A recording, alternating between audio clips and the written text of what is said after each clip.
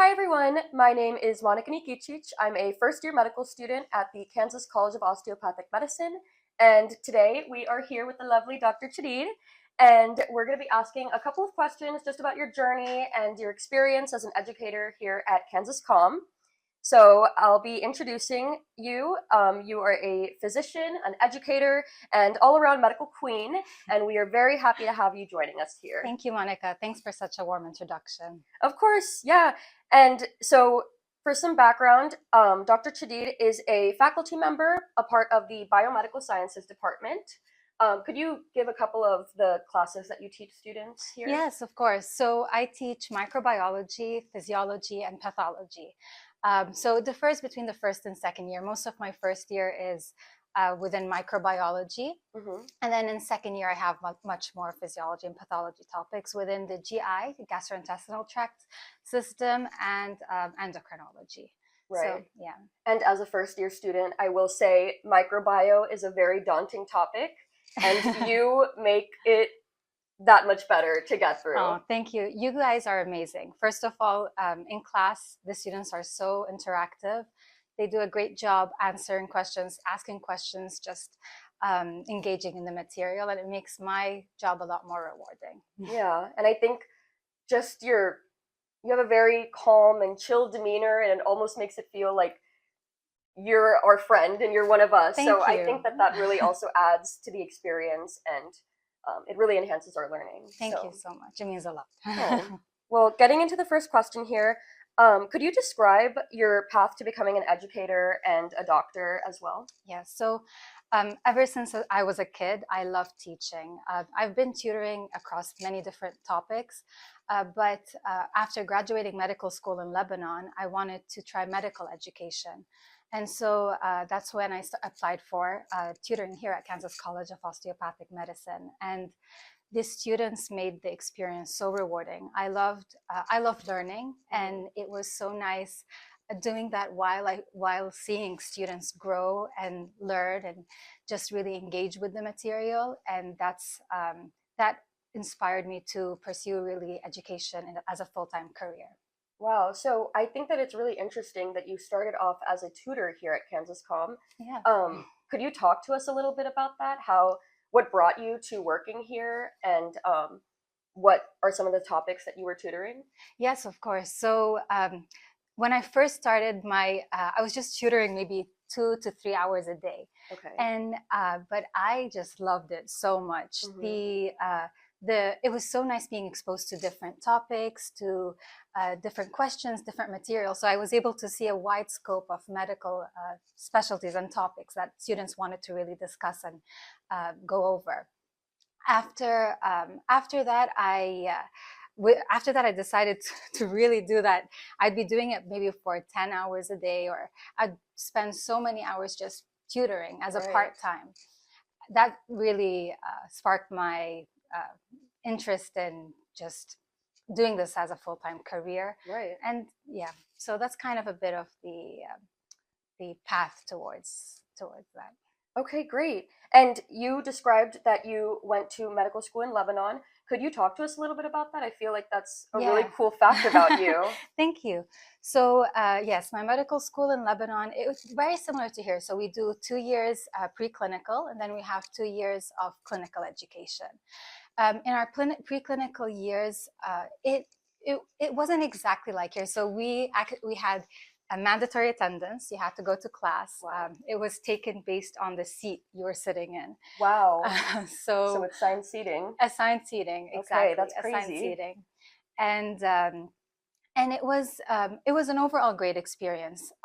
So your path towards board prep was mostly what you wanted to do. So you could either decide to go towards to stay in Lebanon, mm-hmm. to go towards Germany, or to the States, and that kind of, and a lot of your efforts were personal towards what goal you wanted to achieve. Then clinical years came. I loved interacting with patients, and that actually taught me a lot, not just about how to talk to patients, but also how to teach. So the same way that I might, I want to be slow and just make sure that the patient is feeling heard and being on and is also being understood. Yeah. I took that approach towards my medical education as well, and I find that it's quite similar. We all want to be able to really engage in a meaningful conversation. We all want to feel better about what we do, and so it's just a matter of real connection. Yeah, I completely agree with that. And so you were saying classes were mandatory. Here at Kansas Com, we have mandatory classes, but you can also attend them on Zoom. And it's not exactly mandatory, but it's preferred that you attend in person. Tell me a little bit about your a day in the life of a medical student in Lebanon. Like, what time were you getting to class? What time were you ending? Yeah, so we would start around 8 a.m. Wow. and it would go over to around 4 p.m. Oh my gosh. But there was, of course, a lunch break. So it was a long schedule. Okay. Definitely a long schedule, and it was mandatory attendance. Now, some people enjoy being in class and participating, but other people would be wearing their beanies or their head caps with their own audios and Oh my like gosh. in their ears. So it really depended. You had to be there, but different people kind of partook in that in a different way. Okay. Yeah. And what kind of a student were you? Were you one of the beanie wearers? I actually liked listening to sessions, Okay. but I also would kind of do my own thing at the same time. So I usually have that first aid book while listening to the professor, kind of doing combining the two. Okay. I did see a lot of value in that personally. And of course, it depends on who's delivering the content and Right. how they're delivering the content. Mm-hmm. It makes a difference in how much a student's going to end up participating and paying attention in class. Totally, yeah. And that actually brings me to a great segue for my next question. When you are teaching a really long lecture or a really difficult concept, how do you find that you keep students engaged? Yeah, so And as you know, some of my sessions are like 4 hours long. yeah. So my sessions can be long. I think keeping it interactive keeps it fun for me and for you guys as well. Sure. So I ask questions. I like to present cases, clinical cases, so that it basically it's adding significance to the topic. So how does this apply in real life? The other thing is sometimes I like to incorporate silly mnemonics. They might not be very scientific mnemonics, but mnemonics just to help you guys remember what the topic is. Yes. And of course, I think it's really important that the PowerPoint itself be very clean and crisp, because if sometimes if you see an overcrowded slide or you've forgotten where you're at in this PowerPoint, you can just lose interest. So there is a scientific approach to how you create that PowerPoint itself. Yeah. Yeah, the PowerPoint is crucial because I know other professors have their different styles, but I think everybody really appreciates how you break it down into sections and then you go into each section. And it not only does it keep us engaged, but I think it also helps us when we go back and look at those PowerPoints and we're studying. So yeah. Thanks, Monica. Yeah. And for specifically a really tough topic, is there any tough topic that sticks out to you that you have found a really good way to teach it? There, like as a topic, I think of maybe in endocrinology, there's congenital adrenal hyperplasias. Okay. I enjoy teaching that because, so when I used to tutor, I used to find a lot of students struggled with that topic. So what I like about it is you can easily break it down based on layers of the adrenal gland. And then based on those layers, start introducing clinical presentations. So that is one topic I really like. As a course itself, I think micro sometimes can be a challenging subject. Definitely. I think mnemonics help, of course. Visualizing algorithms again and again really also helps consolidate that information.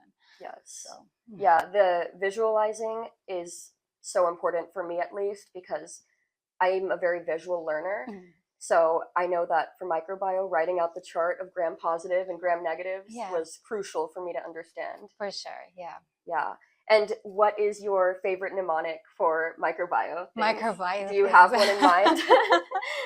You gave a really good one that your husband gave you, I think, and I still think of it. I can't remember right now the exact topic that it was for, but oh my gosh, it was a really good one. There are so many mnemonics. Yeah. I'll say one that just comes to mind. So, like, I keep saying there are certain pigments, not all bacteria form pigments, but there's maybe 4 main organisms that produce pigment, and they love to ask those questions on exams. And Yes. one of them is Serratia, right? And so, what's the color of that? It's kind of red, like sriracha sauce. And Exactly. so that's just silly mnemonics that can really help consolidate the information. Yes, that one was really helpful for me too. But my husband's a great source of mnemonics. He creates his own original ones, and I kind of incorporate them in sessions, giving him credit, of course. Right, and now we incorporate those. Yeah. Your husband is on our mind during our exams. I think the one you were mentioning was in the autonomic nervous system.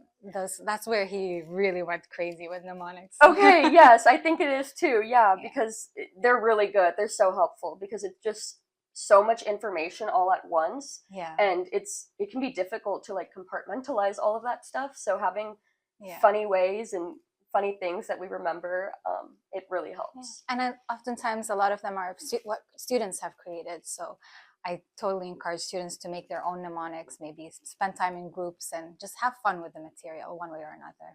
Right, yeah. So, you guys move to the rapid fire? Yes.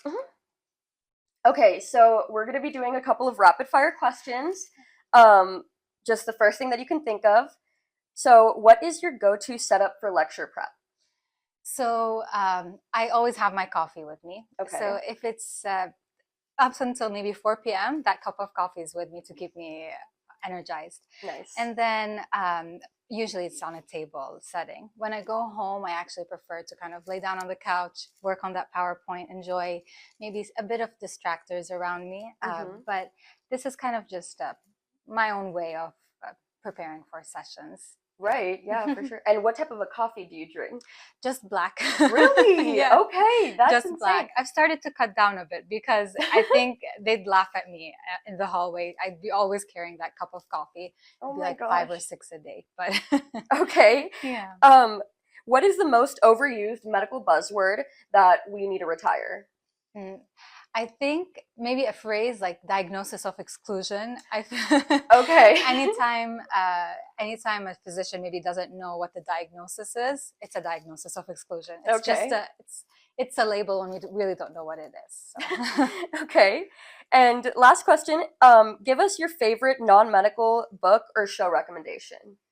I like Modern Family. I don't know. Have you watched it? I haven't watched it, but I know I need to. Everybody tells me I need to. Yeah, it's so much fun. It's just a very light, funny show, and I think that's what I kind of go back to and repeat. Okay, got it. Are there any other shows that you have on repeat? Not on repeat, but right now I'm watching Resident Alien. Wow. It's new, I think, on Netflix, but it's a good show. I think it's kind of also light. I prefer when I want to watch a show, something that's light and humorous, to really just kind of detach. Right, yeah.